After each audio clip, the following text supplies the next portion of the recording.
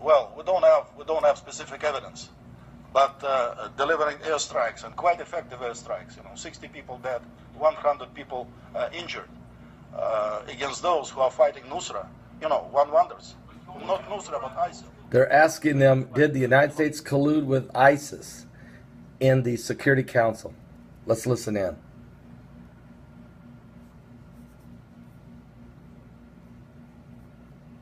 At least said we were listening. Be a provocation, but let's see what the next move is going to be from Washington. If they go about blaming Russia for everything, including this airstrike, then I'm afraid their intentions would become extremely clear.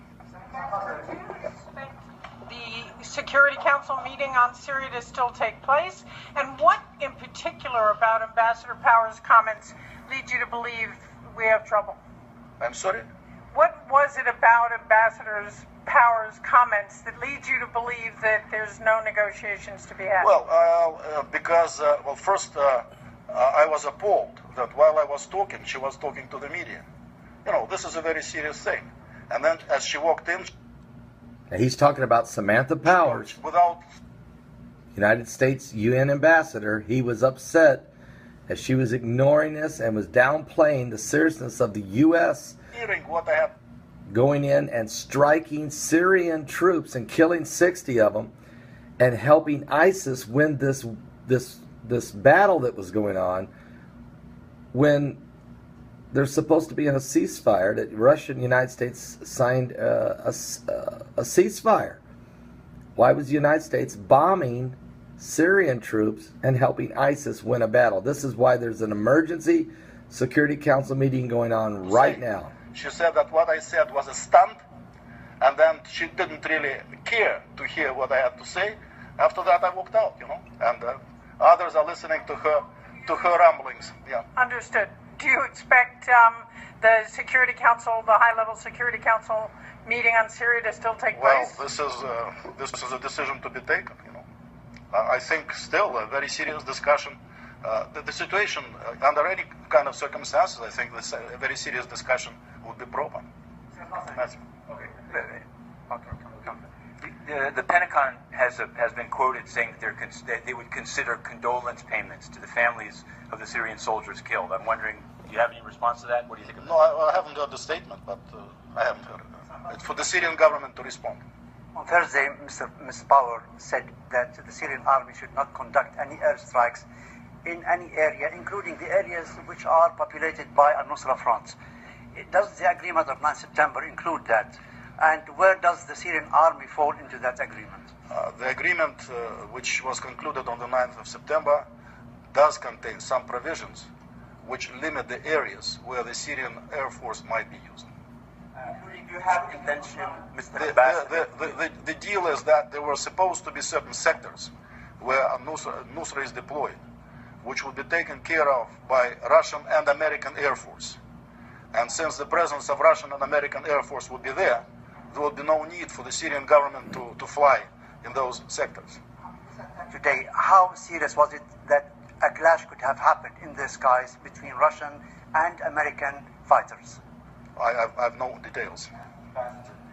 First of all, Madame Power said that she blamed the Hippocratic politics by Russia. This is a clear accusation to Russia regarding the situation in Syria, that you've never called for a Security Council urgent meeting before on Syria, despite all the chemical weapon use and all that stuff.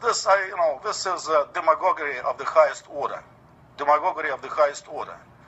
We have called meetings on various situations over the years. We have discussed Syria. We have discussed anything else.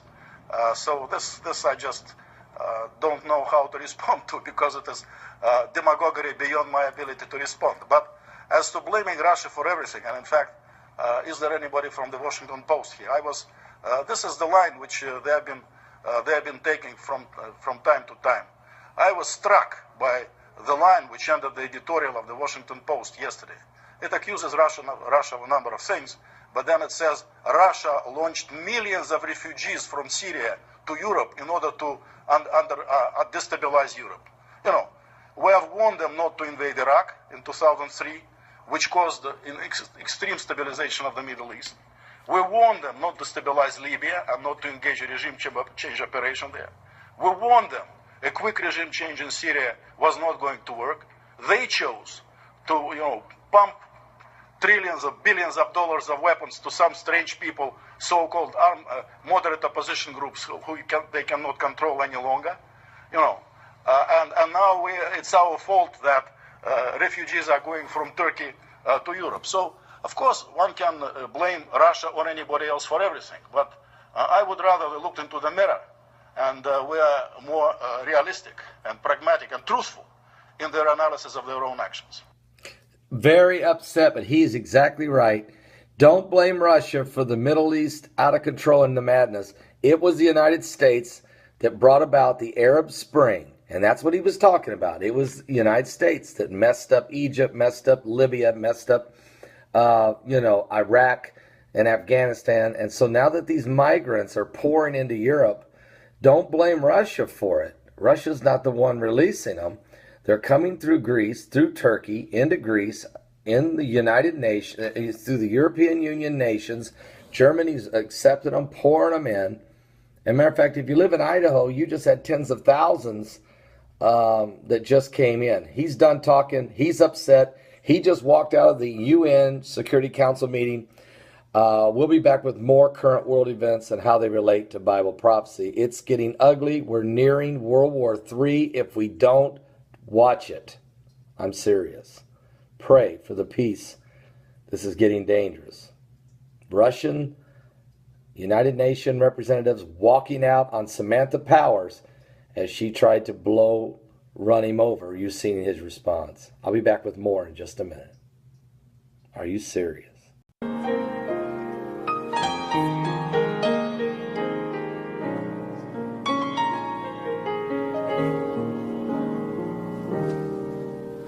I hear the sound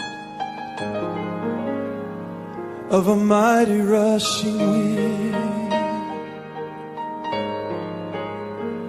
Oh, and it's closer now than it's ever been. I can almost hear the Father as Gabriel sounds the call. Oh, oh, and at the midnight cry, we'll be going home when Jesus steps out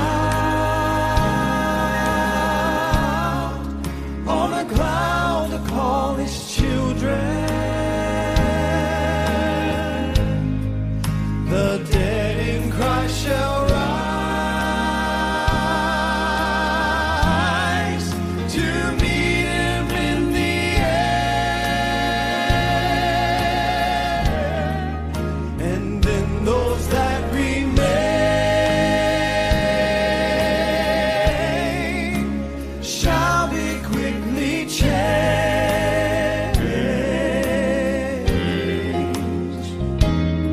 and at the midnight cry,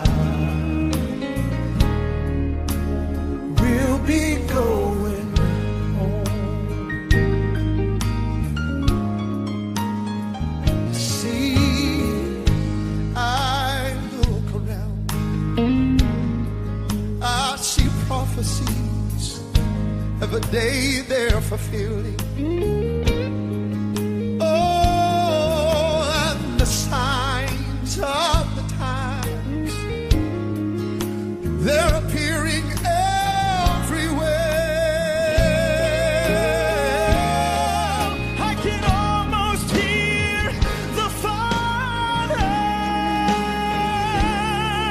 as he says, son, go get your children.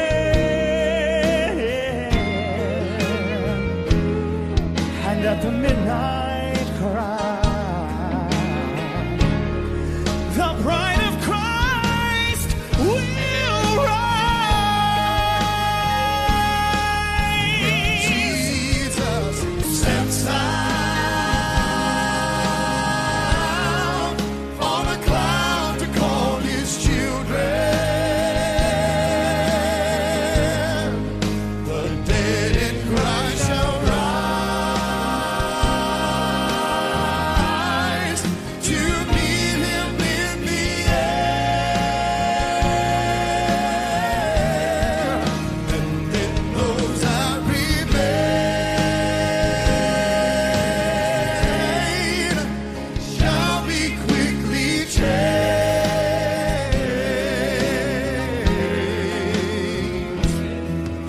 at the midnight